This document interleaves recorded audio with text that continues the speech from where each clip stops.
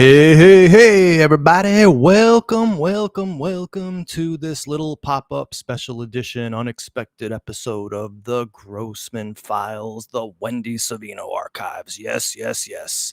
It is Saturday morning, 10 a.m. Everything is subdued. Everything is quiet. The city's waking up.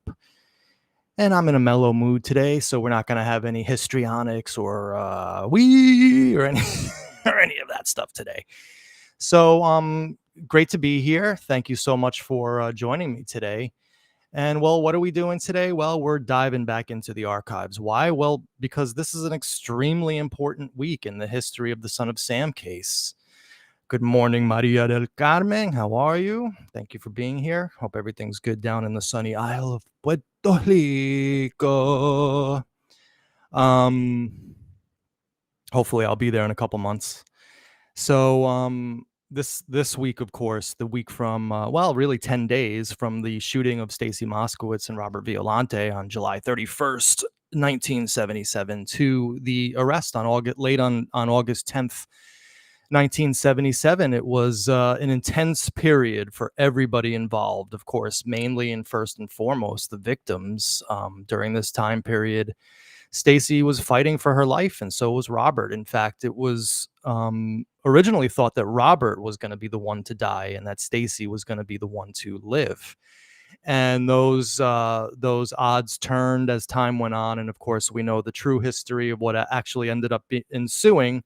What's up, Derek of the world, my African-American brother?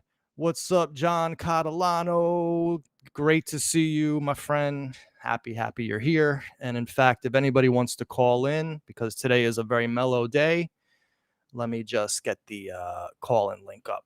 And anybody who wants to call in at any time is fine with me, because today's a very short show and I don't have much to show you. But again, it's an important one because this week, and I didn't want this week to go by without diving into the archives, because quite frankly, the August archives in the Wendy Savino case are the August material in the Wendy archives are extensive, tons and tons of newspapers. And of course, it can get quite boring if I sit here and read everything to you. So what I've decided to do with the way I'm going to handle this is kind of like, again, real time. We're on August 3rd, 2024. So I took the papers from August 1st and August 2nd, because this is what the people of New York City were reading in real time, and this was the information that they were getting. And so I figure that this week, even though I'm a little burnt out, I have to admit, and even though the most intense periods of this video series are probably behind us, I mean, let's be honest. I mean, we're looking for new victims, but we found Wendy, and how many more are we realistically going to find? So, I truly believe Wendy was the ultimate reason why I ended up doing this video series. So we're in a coasting phase now. We're kind of like in this period where, well, I'll be honest, not much is happening behind the scenes. Quite frankly, I got a lot of personal things in my life I'm dealing with right now, which I'm not going to get into because, well, that's my personal life. And I don't want to tell you guys about it because, first of all, you guys don't really care. And second of all, because that's just not the kind of person I am. But I got a lot of things I'm dealing with, and the video series is kind of taking a backseat. And I have a feeling that it's taking a backseat for quite a lot of people because viewership is down. It is the summertime. And I'm not feeling sorry for myself because I fully recognize the run that we've had and the history we've made in this video series. And great things are coming in 2025. I'll just tell you that. Little spoiler alert. There's some actually huge things happening in 2025. But until then, we're coasting unless something comes in. And quite frankly, I'm enjoying it. I'm enjoying the feeling of not having pressure and not having to break stories like we've done here so many times, not having to debunk Maury Terry anymore because all that work has been done. It's in the can. How much more can we do on that? It's actually quite unseemly to debunk Maury Terry at this point, although there will be some in this show today. What's going on, Rodney, my man? Thank you for joining us. Today we're having a little subdued pop-up. So yeah, so that's kind of what I wanted to do. So from here until the day of the arrest, the anniversary, August 10th, August 11th, up until about the 17th, we're gonna have a bunch of these pop-up shows where we're gonna show you the best of these August archives in the Wendy Savino archives. And there's quite a few articles and pictures that we've never, quite frankly, have never seen before. And we're gonna see at least one of them today, if not two. Although we did see one of these in our now famous Brooklyn series that I did with the great and one and only John Catalano, one of my best friends in this endeavor. So anyway, that's what we got going on. I know that there's a lot of drama in the Son of Sam community ever since Wendy came out. It's the way that people responded to Wendy was essentially a referendum on me, which is unfortunate. But I knew that that was going to happen, and I was willing to take the chance. If you hate my guts, you don't believe Wendy. If you like and respect me, you're at least giving Wendy a shot. I've never said to anybody you have to believe the story. I believe it, and that's how I'm moving forward in my video series. But what people believe is on them. I mean, listen, if there's one thing I've realized after almost 4 years of doing this, is that there's a lot of really dumb people out there, especially in the conspiracy world, which is where we started out in this, because we were all fans of the ultimate evil. And as we turned, the viciousness, the vitriol, the hatred, and the absolute lunacy came out. And quite frankly, I haven't engaged with any of that stuff in many, many months. I just realized that there's no point. I'm better than that. I have no time for that. But I know, I mean, people send me screenshots and I see what's going on. And quite frankly, it's really disgusting out there. The lengths that some people are going to somehow prove that I'm a dishonest dealer and that I'm in a satanic cult and all this stupid shit. I hear that there's some stuff, rumblings. People are trying to invoke the specter of my father again. I thought we were done with that with the drunken professor, but apparently that started up. But I find it all entertaining and funny. People quite haven't internalized that about my personality yet. What I really am affected by in this world is when I get screwed over by people who I trusted. And that happened, of course, with Neo. That happened, of course, with Eric Galati. It happened with Carl Denaro. No one's ever come to me for my side of the story with these things. And I know that there's stories running wild out there. But I'm not going to comment on any of it because, quite frankly, it's beneath me. So we have bigger things to do. So Maria, August 77, while this was happening, I was about to begin my studies in University of PR, totally unaware of the Son of Sam case. It's all right. You were in Puerto Rico. I mean, it's not like there weren't things going on down there. And of course, you had your life. And essentially, this was a New York City story until the end, and at which point it became international. So Maria, you're excused, my friend. It's all right. So anyway, we got quite a bit, actually not quite a bit to do today. Today's going to be a kind of a mellow show. And that's why I started out with this little intro where I normally don't go into to my thoughts and feelings about what's going on. And there's been some shenanigans with some people who should know better. Trying to mess with my video series and trying to strike my stuff. And I've had to deal with that behind the scenes. And it's just grimy and ugly. And quite frankly, I don't care to be a part of that scene. So anyone who's doing this stuff about just basically lying about me, have at it, have fun. None of it's ever going to penetrate. And quite frankly, this video series is the capstone, the touchstone, the end all, the be all. No one's ever going to top it. No one's ever going to be able to do what we did. And I really wish that all the people who have things to say about me had stayed with me, because actually, quite frankly, we all could have done great work together, and we could have elevated this story to probably a higher level, had a great time doing it. And all these people who are now, speaking to 10 fans of theirs on these obscure channels, you'd actually have a viewership and a fan base. So the last laugh is on you guys. Anyway, all right. So what are we doing today? Well, today we are. I've decided to take us into the life of New York City in August 1st and August 2nd, basically in the immediate aftermath of the shooting of Stacey and Robert, and what people were reading in those days and how they were being affected by this case and what information was given to them, which actually shaped people's thoughts, quite frankly, to this day. We're still living with the legacy in certain circles of this stupid yellow Volkswagen. So even though John and I have our extensive Brooklyn series consisting, I don't know, about 7 or 8 videos, each one is about an hour and a half long, where we deep dive into the police files. We compare it to how Maury Terry characterized it. I should say out and out lied about these police forms in his book. We talk about the sociology of Bath Beach Park and that section of Brooklyn. We do a whole Google image. We do a walk and talk. I highly suggest for anybody interested in finding out what really happened to Stacey and Robert, that you, if you have time, to watch the Brooklyn series that John Catalano and I did.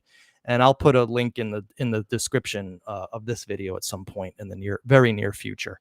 But today we are discussing this search for the yellow Volkswagen. This was a major story going around New York City in the immediate aftermath of the shooting. Why? Well, because there were a couple articles talking about a small yellow car. One article particularly talked about a Volkswagen speeding and fleeing from the scene. So we're going to study those articles. They're not very long, and today's show isn't going to be very long or extensive. It's kind of a short and sweet pop-up.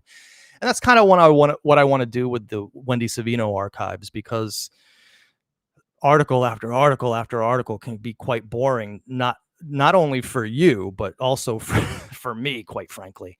All right, so let's carry on. So today we see one of the articles we are looking at, of course, Disco Dave peering out here in absolute incredulation at the people who still believe the words of the liar, the bullier, the manipulator and abuser, the not good friend, the drunkard, the wig wearer, the chain smoker, the guy who would send you 1,500 feet this way when he really meant 1,500 feet that way, the spiritually sick, snap, suturer, lover,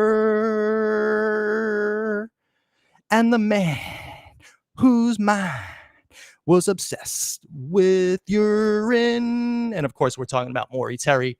I forgot even where I was going with that before my before my little song. All right, so let's carry on. So, okay, today we're talking. The first article is from the Daily News, August 1st, 1977, final edition. So, Dave, you just put Oh, Dave, thanks. I think Dave just put the playlist up for the Brooklyn series, so I appreciate that. Always great to have with it fans, with it audience members. I have the smartest audience in the Son of Sam world by far. Why? Because you guys are with me. You guys have realized you've been lied to, and you have enough respect for yourself to update your operating systems. So, of course, 44 caliber killer shoots 2 more. Wounds couple in Brooklyn car despite heavy cop dragnet. 12th and 13th victims of Sam. In reality, now we know that it's the 13th and 14th. Jimmy Breslin with the parents and Our Dying Neighborhoods, a 5-part investigative series. Of course, this had nothing to do with Son of Sam, but of course, indicative of the times in which Son of Sam was going on, which was a New York City in absolute flames and shambles. Of course, due once again to Democrat mismanagement, but we won't get into that. So here we are, and it's funny because I had a little back and forth with someone on Twitter yesterday, and actually this was one of the reasons I deleted my Twitter yesterday. I just realized that I was addicted to it. I'm just going to tell you. I do have that kind of personality, as you can probably tell with the Son of Sam stuff, but it just got to me yesterday. Finally, I realized, why am I on this, wasting my time with losers? why am I sitting here reading about the Olympics and how spiritually sick they are and about Kamala Harris and Donald Trump, as if any of this shit has any bearing in my life. And anyway, the point was I got into a little tiff because the anti-Semitism crowd comes around. One of the things I notice about people in the who still believe in Maury Terry is that a high percentage of them are Jew haters. I've noticed this. They're racist and they're Jew haters. It's like the white supremacist. In fact, I saw a video a couple weeks ago where people were talking smack against me, and it was on a guy whose show I've been on before years ago when I was a cult head, and he was talking about the Jew and my last name, Grossman, and it's actually quite disgusting. But the point that I'm trying to make here is that someone was trying to say that New York City didn't take this seriously until a Jewish girl was shot. Stacey Moscowitz, the Jew, right? And I tried to point them out about how Son of Sam fever really started with the shooting of Valentina Suriani and Alexander Esau, two white ethnics, like Italian, and I'm not sure what Alexander was, and how that's what started the city going crazy, really. And I tried to point it out by showing them newspaper articles, front page news, and all I was responded to with was the Jew, the Jew, the Jew. And then I get, because I'm a Jew, that I'm covering up for the Jew. So it's like, who wants to spend their time, first of all, engaging with these people? And second of all, just sitting there and reading all this crap. It's really a toilet and a sewer. And so I got rid of Twitter yesterday, and basically I'm kind of like in this mode where I'm kind of going underground for a little while, and I like it that way. So John Catalano says, I recommend reading the 3 statements Tommy Z gave to NYPD from the time of the shooting until the next afternoon, and listen to his interview with ADA and compare the statement given to Lifer. Exactly.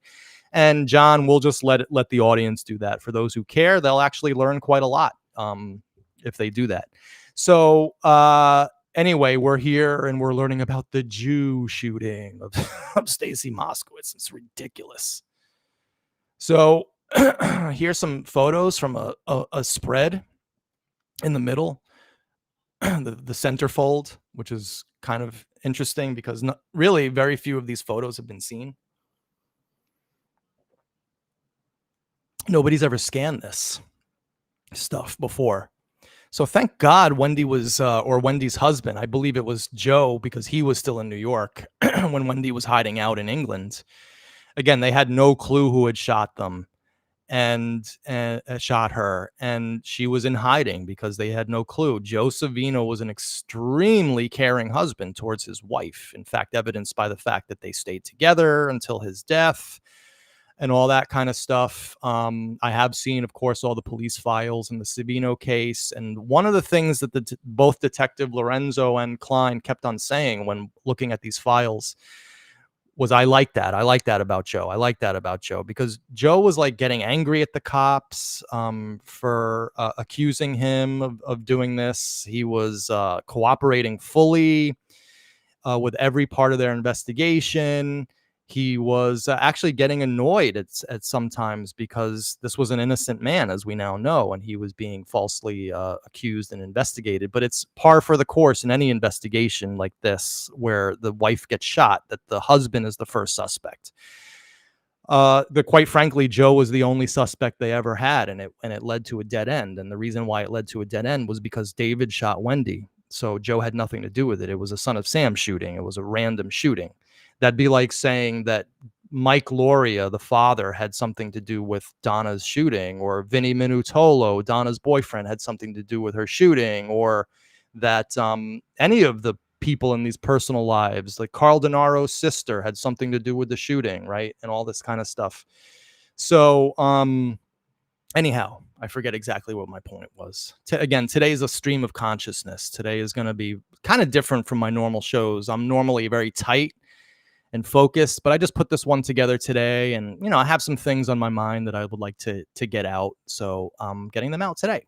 So Pat Violante presses hands to face as he recognizes his son. So there's Robert's father seeing his son on the stretcher. Here's the cops That's a great photograph. That's got a lot of this photo has a lot of energy and a lot of soul to it, and it really makes this car is the scene of the crime, and I don't know. There's something very poignant about this photo. So police officers in front over front seat of Robert Violante's car, and of course, John Catalano and I were in a car right here, parked right here. We were actually sitting in the airspace that this crime took place. Here's Ricky Moscowitz, the sister of Stacey, who's very very unknown in this whole thing, and of course, Nasa Moscowitz, who later was totally hoosed by Maury Terry and victimized disgustingly by Maury Terry in this whole affair. So Ricky Moskowitz, 16, helps mom Nasa as they leave hospital. There's the father of Jerry, the father of Stacey.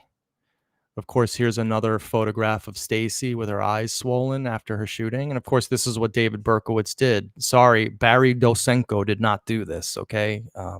It's ridiculous. And here's interesting. Here's, cops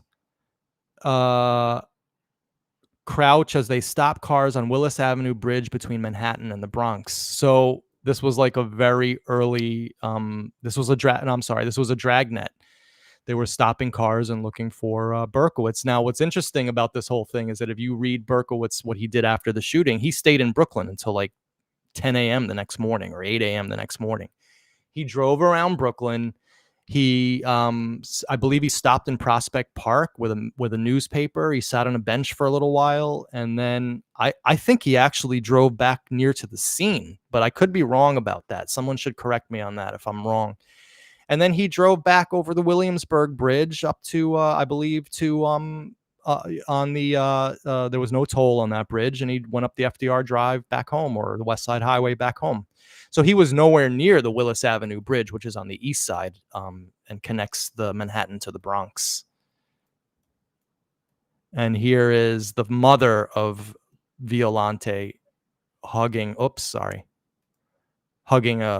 police officer. So these are really great centerfolds. There's a few of them in the August papers. So this is just the first one that we'll see. All right. So girl biker's terrifying experience. So the thing that you have to realize about the Brooklyn shooting was that there was a lot of moving parts to the Brooklyn shooting. In Maury Terry's book, like he does with every shooting, he would have you basically have this picture in your mind that there was nobody in these scenes except for victim and shooter. He gives no insight into the sociology of these shooting scenes. So consequently, we have a really, really very limited and actually comic book version of these shootings in his book. He gives no thought to the fact, and of course doesn't tell us, and as we know now, that the police were actually looking not only for a yellow Volkswagen, they were looking for a black Volkswagen too. They were looking for a red Volkswagen. They were looking for a Datsun B210. They were looking for an Oldsmobile 442. They were looking for a Ford Pinto. They were looking for a Chevy Vega. They were looking for all sorts of makes and models of cars. Okay. So the yellow Volkswagen, when seen in that context, takes on a much less importance. But the thing was, the yellow Volkswagen was the one that made the papers because of the two police reports where people said that they saw someone getting in the car, fleeing and riding away.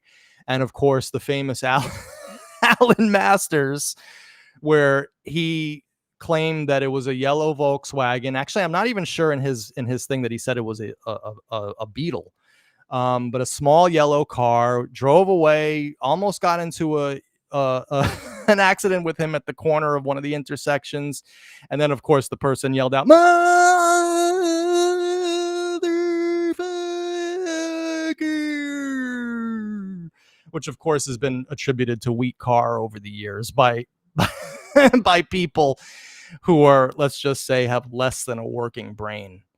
John Catalano. So Berkowitz did tell Killer Tapes that he went back to an unidentified park near the scene. Okay, so I was wrong about Prospect, but I believe he drove through Grand Army Plaza there, and that was part of the whole deal. So maybe that's why I'm thinking Prospect Park. But in either case, I was directionally accurate with that, which is fine with me.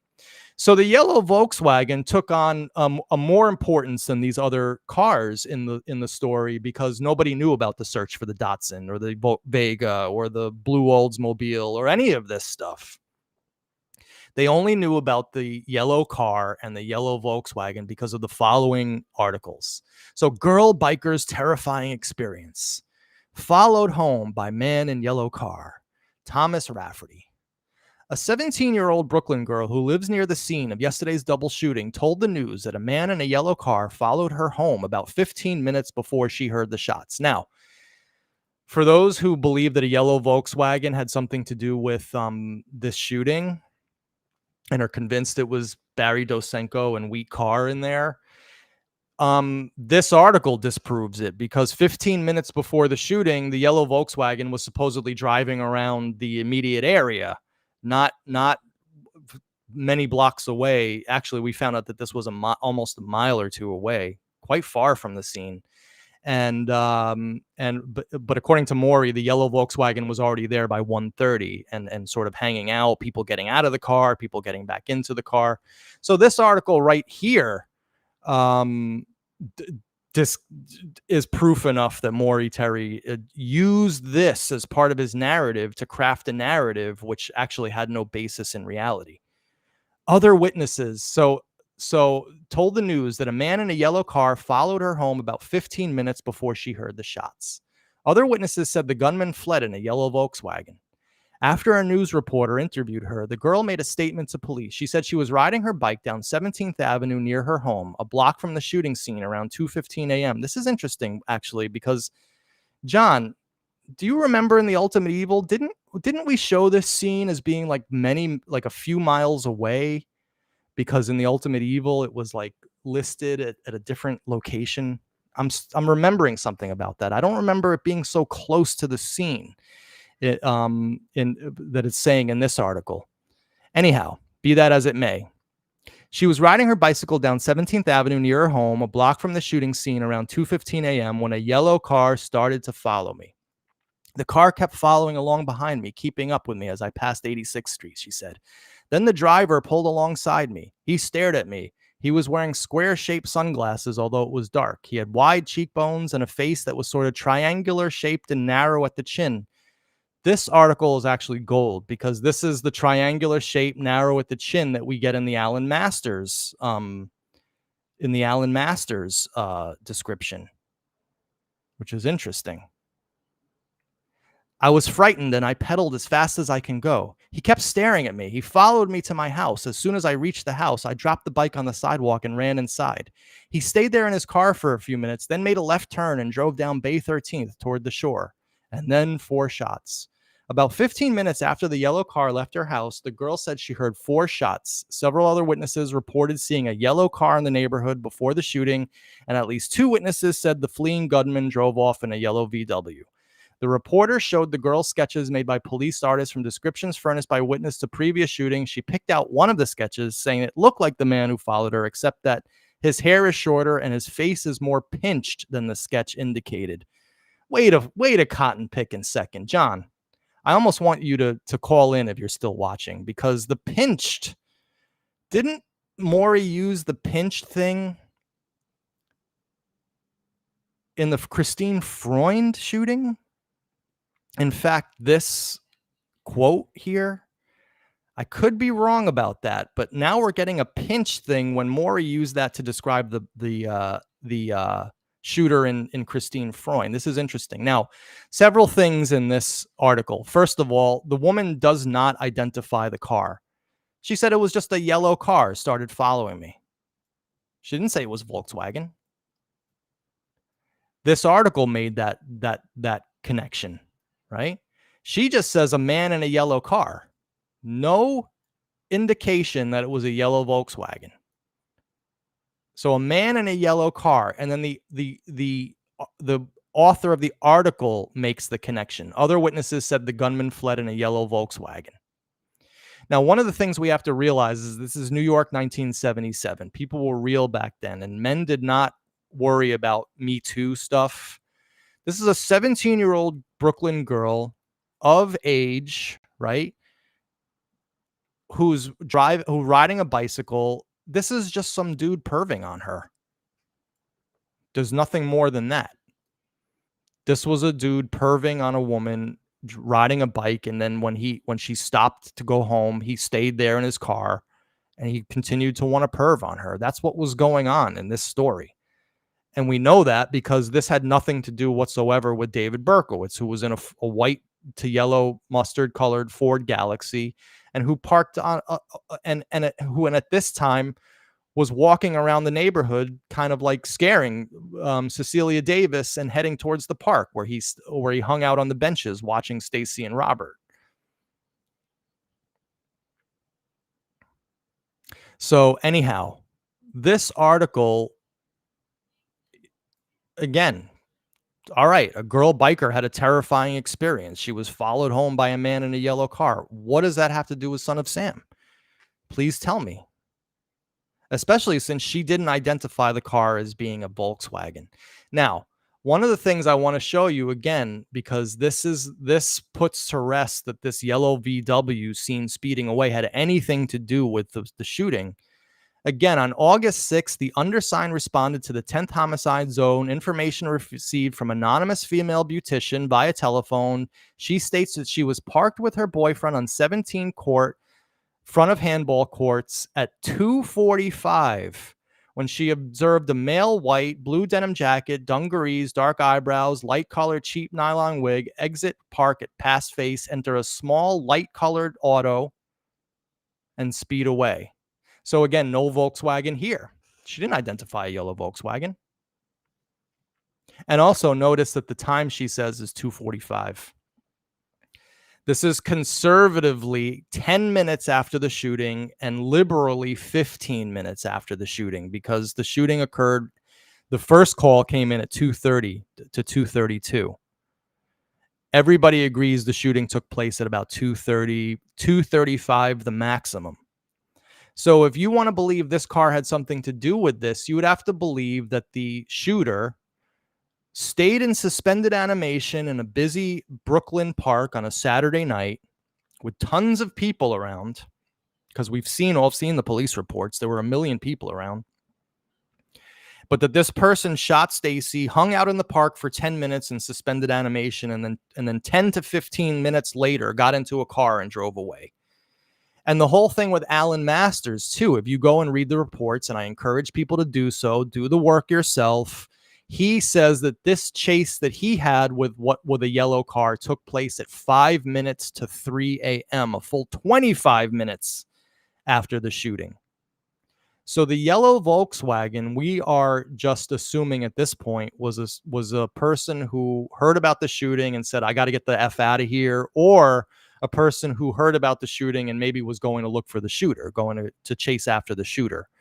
But this yellow Volkswagen turned out had absolutely nothing to do with the shooting. And of course, so far, we have not seen the word Volkswagen in this police report or this yellow car.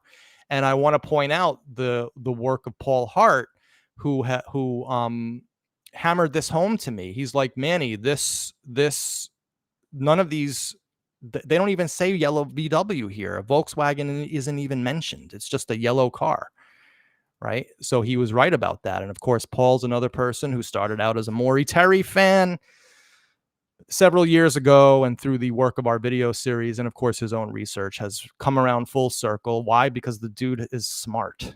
He's not a dummy. Even the girl verified on the bike that good point, John.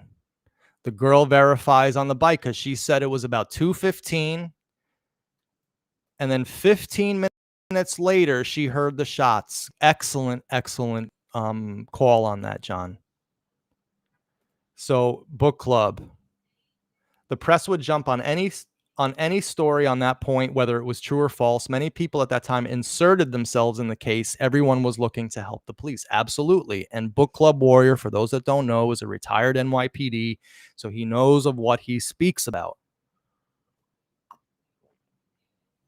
And of course, John Catalano grew up in that exact neighborhood. His aunt and uncle were lied about in The Ultimate Evil.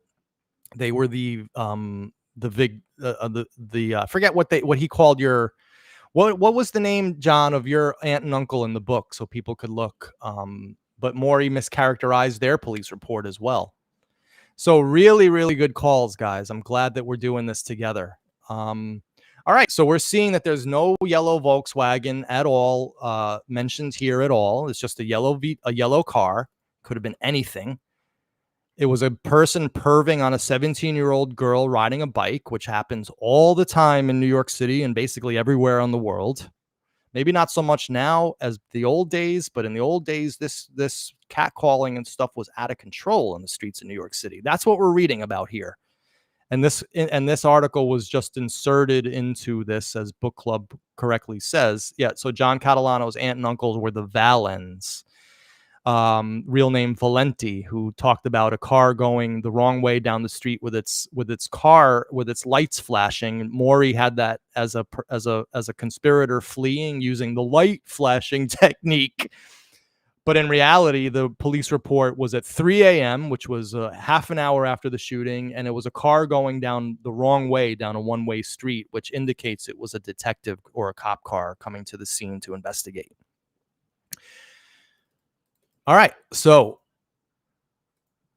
in the August 11th, 1977 final edition. Now, this is a very, very interesting newspaper because even though the front page says that they nab a suspect as .44 caliber killer, right? And they have the picture of the arrest.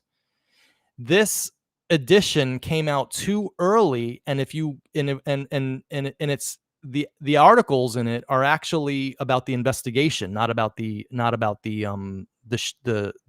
arrest, which is quite interesting because it's this weird paper where they say that they arrested him. But then there's articles like this in the newspaper. Got a yellow Beetle? Expect the police. Like, this was already moot and done by August 11th, 1977. But it must have been one of these. In those days, they put out papers like a few times a day. They had the morning edition, the afternoon edition, the late edition, the final edition. So really, really, they must have just gotten the information too late to change anything but the front page. But anyway, this is the final article that we're going to look at and discuss. And this is about the search for the yellow VW.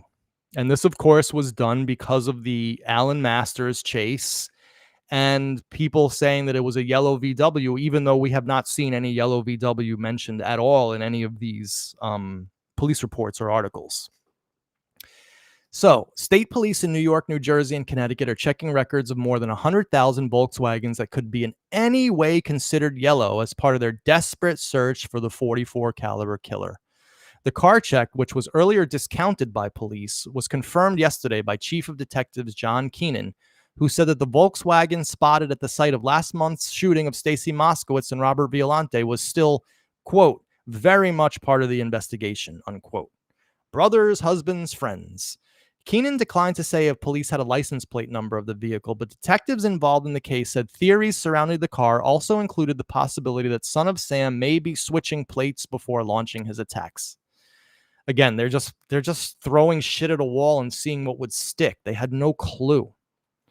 Other police sources said colors such as gold, beige, tan, and anything remotely like yellow or anything that might appear yellow under ultraviolet street lights is being included in the auto search. So it wasn't just a yellow Volkswagen. It was like anything that can be considered yellow. That's something Maury didn't tell us. Police also disclosed that they are checking out more than 8,000 new tips telephoned in since the new composite drawing of Son of Sam was released Tuesday. So there goes Book Club's point being made. Everybody trying to insert themselves in the story. 8,000 new tips.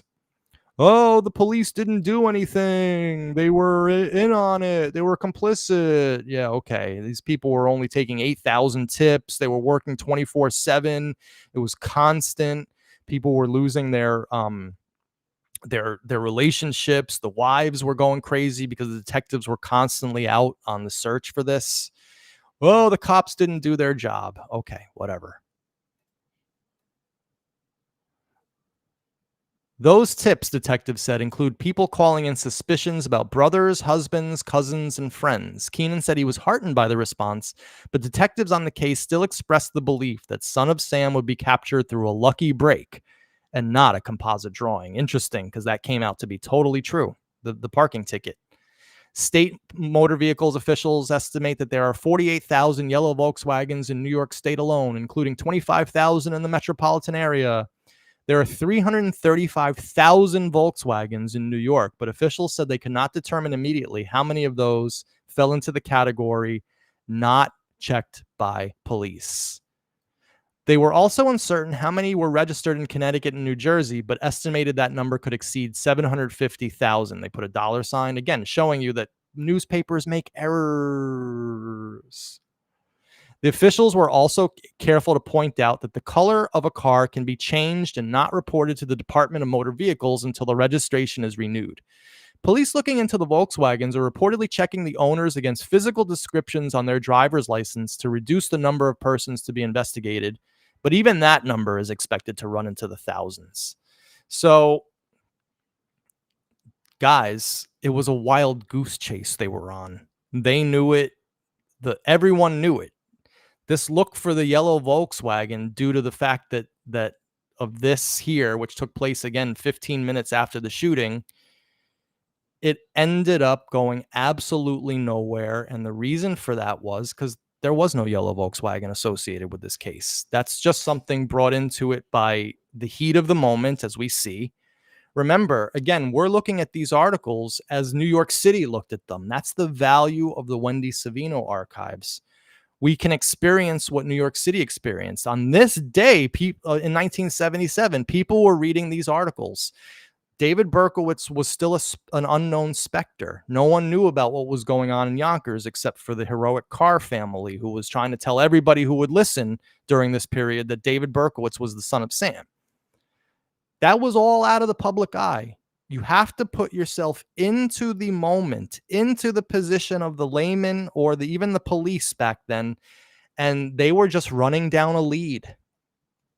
It was a lead that ended up being a dead end, just like hundreds or tens of thousands of other leads that they got. They got 8,000 in one day. None of those led anywhere either.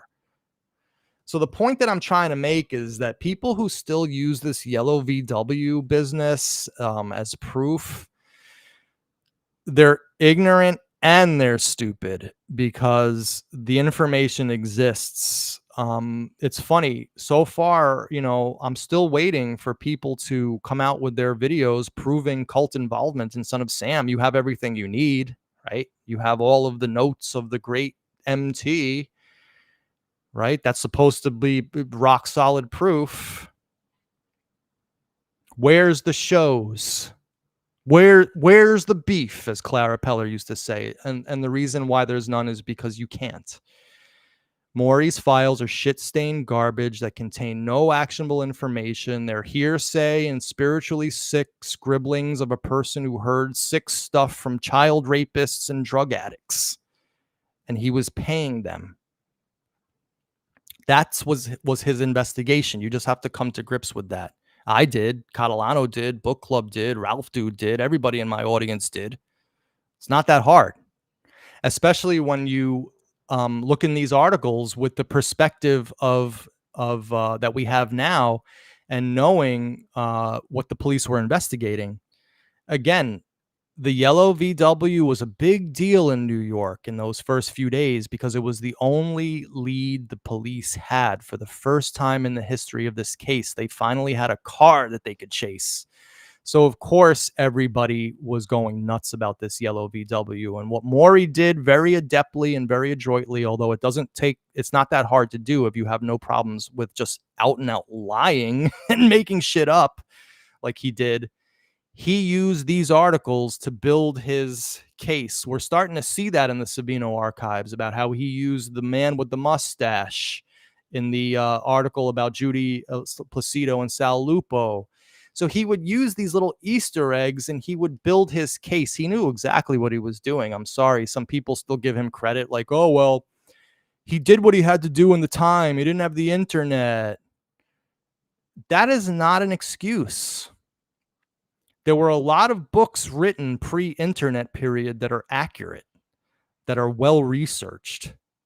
You can't use the thing of like people couldn't write books before the internet and couldn't do research before the internet.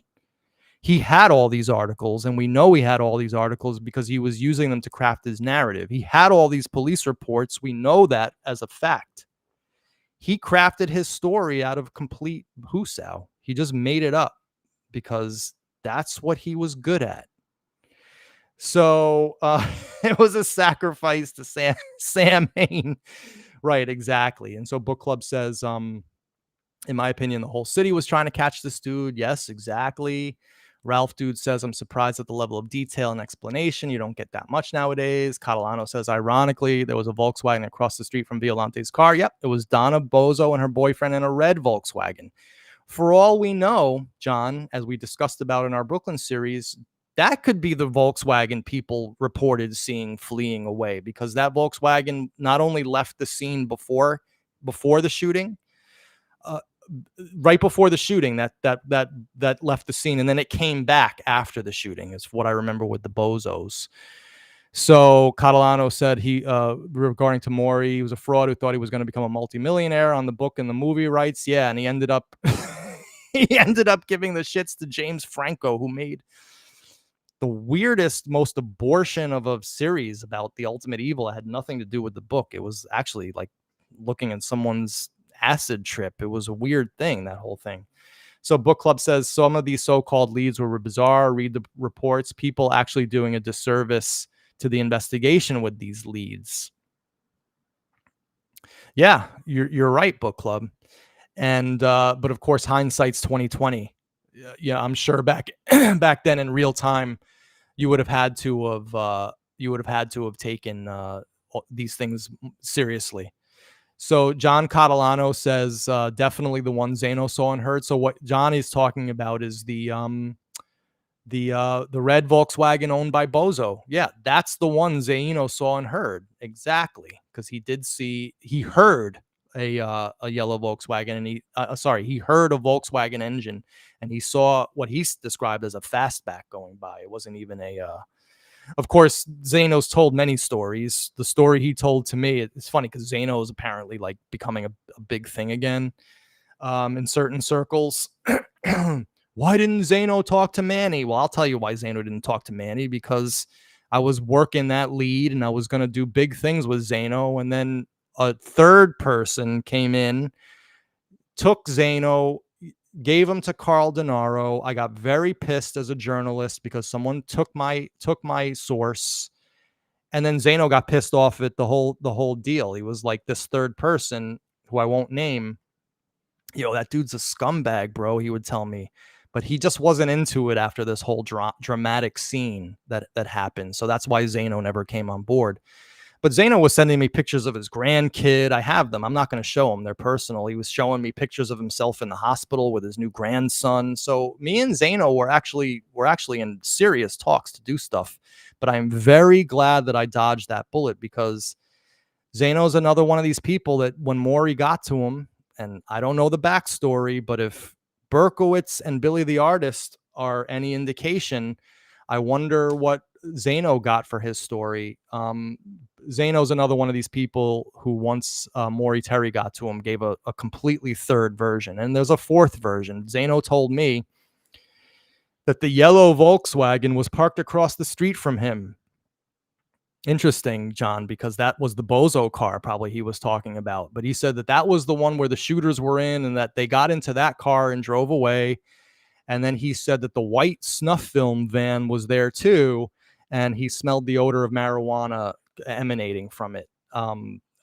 Somehow I doubt that because no van has ever been reported to be at that scene. And of course, as Catalano and I showed in our Brooklyn series, if you were to film a snuff scene from that angle with the recording, with the technology they had and how dark it was, even with a light, I'm sorry, it was still dark. um, it would have been the most boring snuff film in the world. You would have seen some dude go up to a car and go like this. You would have seen nothing. It would like I don't think Roy Raiden would have enjoyed that snuff film. And Roy Raiden could have made other snuff films that were much more gory if he wanted in his mansion. And who cares about Roy Raiden anyway? What's this guy got to do with Son of Sam? Absolutely nothing. So my nickname for the Yellow Volkswagen is the Untermeyer Wienermobile. Yeah, no, John, please, I know he's a good guy. He got caught up with Maury. I'm not saying anything negative about Tommy. I liked him actually, and I got along really well with him. And we were talking about writing a book together and doing a documentary with one of his guys who wanted to do a documentary. But again, I'm glad I dodged the bullet because as we've learned, he told different stories to different people. And therefore, every one of his stories is suspect. But you are correct that in his initial report, he didn't really see much. He wasn't that great an eyewitness as people thought he was. So anyway, we're getting a little bit far afield here. I didn't even really want to go this long, but you guys are enjoying it, I think, with the chat, and I'm having a good time. So in the spirit of just kind of enjoying ourselves, and we're in this coasting period, and again, as I said in the intro to this, it's very unlikely that you guys are going to get major Wendy Savino, Billy the Artist type stories. It's just, they've already been done. Okay. And, I can't keep making these historic leaps and bounds in Son of Sam. It not only are the stories not there yet anyway, but quite frankly, I'm running out of gas. I'm out of juice. There's things going on in my life that I have to pivot towards, which are becoming more and more important than this story. But as long as we have these articles, and as long as I have the time, which I do still have the time, and as long as I have the interest, and as long as you guys have the interest, we're going to keep on looking at these August papers for a little while, and then we'll see what happens. Maybe we'll meet again in 2025. I don't know.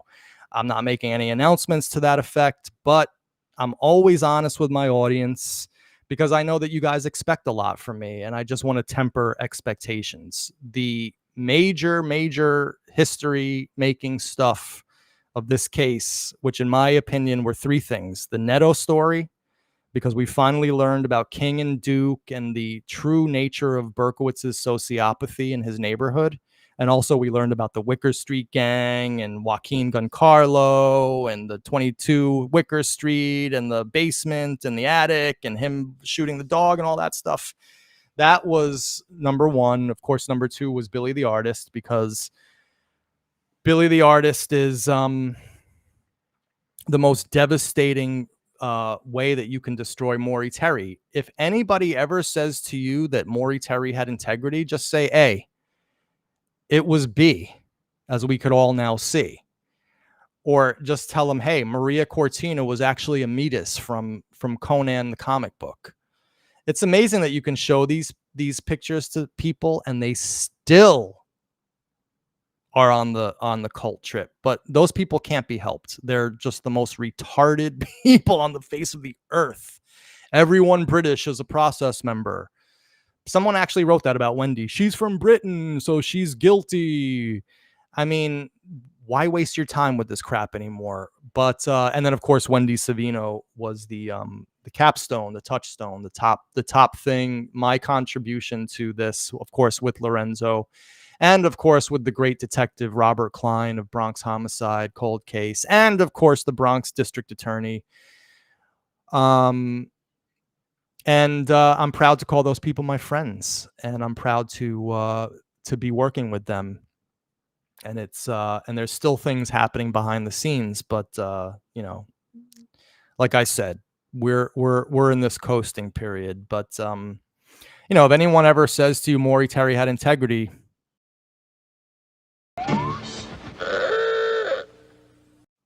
that's really how you kind of got to look at them at this point. So thanks, John. We love this stuff. I really appreciate that, guys. I really do, because sometimes this can be a very stressful place to be in this business. Thank you, Derek.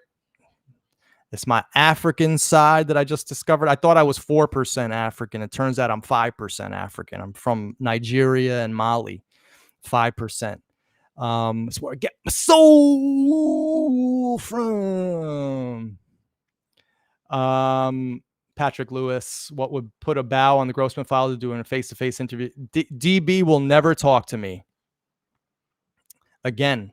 He knows that I have his number. He can't bullshit me like he can bullshit Caparelli and Franchise and Maury Terry and these idiot Christians, alleged Christians, like his friend Frank. Frank. He ratted out Frank at the first second he had the opportunity to rat out Frank at his interrogation about Wendy. He ratted out Frank immediately. This guy Berkowitz looks at these people like schmucks and ATM machines. That's his whole deal. So Catalano says, "What we need more info on the brunettes of Bergen County. Any unsolved shoot?" Right, exactly. Well, I don't know anybody in New Jersey, and if anybody's out in Bergen County, and any cold case detectives, give them a call. It's definitely worth pursuing now that we found Wendy.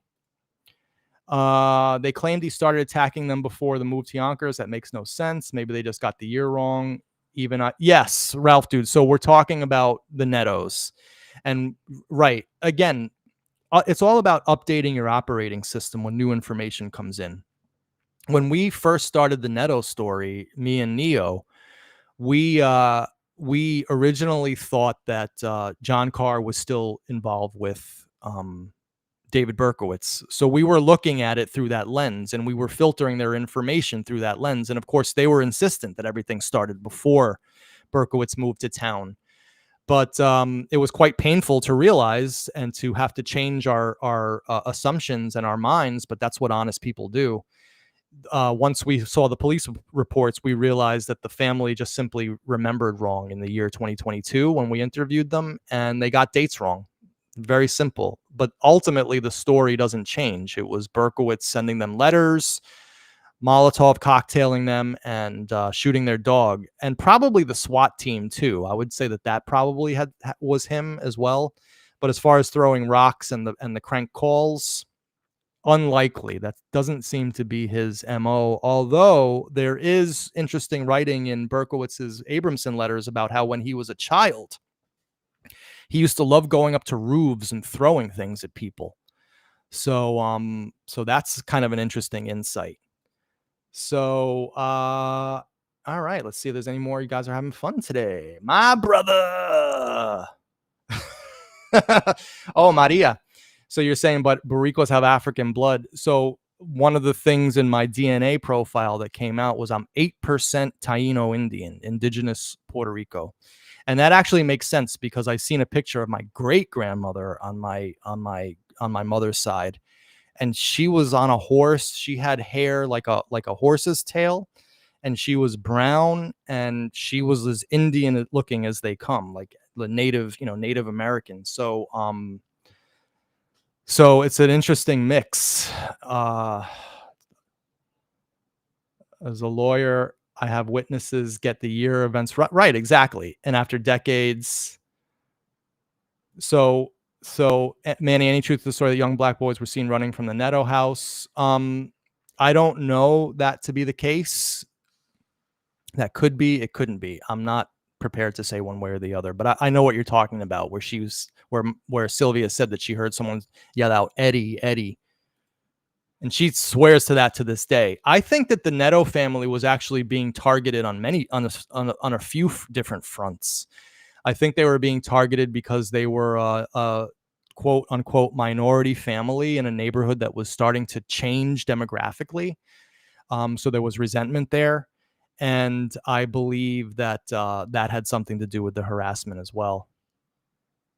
Right, exactly, book club. Well, it was going to not to the Netto family, it was going to Almeida, the sister of Maria, who lived on the second floor. So maybe they were listed. I don't know. Or did they become right, exactly. But good question. So Maria says the Arawaks. Yeah. I remember going to Puerto Rico to an indigenous site where they had all this carvings on, I think it was in Utuado in the mountains, all these carvings on the rocks that were really, really cool. Oh, excuse me. But I'm hoping to go back this winter for a couple months, but it's all depending on my folks who are not in good shape, which is basically what I'm dealing with on a day-to-day level here. So anyway, guys, I think that's pretty much it. I didn't want to go any more than a half hour, and y'all made it so much friggin' fun that we went an hour. And I hope that people enjoy this live stream, watching it on replay. And that's basically it. So what I'm doing for the future, every show that I do now is basically going to be a pop-up. So this is the place that I went to. Yes, definitely. People should look that up if you're interested in like ancient stone carvings and lithic structures and cool stuff like that, because even Puerto Rico has that stuff. So we're going to be doing pop-ups. Don't know when they're coming on. They could be coming on with 10 minutes notice. You could have a day's notice. I'm not sure, but we're going to take you through this whole really, really important period of the post shooting of Stacey and Robert.